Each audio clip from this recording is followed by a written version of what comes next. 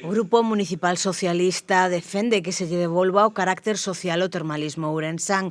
Veñen de presentar unha batería de enmendas á ordenanza para a xestión do cobro da piscina das Burgas, proposta polo Executivo Municipal, nas que defenden que o modelo de xestión debe ser directo e as súas decisións e modificacións aprobadas polo Pleno Municipal e non un recurso co que Gonzalo Pérez Jácome poda facer negocio ao seu gusto, con prezos elevados e o afán recaudatorio que plantexa a ordenanza.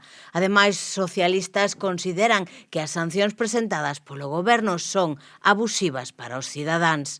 Exixen uns prezos xustos e que as persoas empadroadas no Concello se vexan beneficiadas. Piden tamén que se teña en conta bonificacións para as familias numerosas con abonos accesibles e familiares. Por outra banda, defenden medidas para a xente moza cunha bonificación do 50% no custe da entrada, como se dá no resto de servizos públicos e que a ordenanza plantexada non contempla.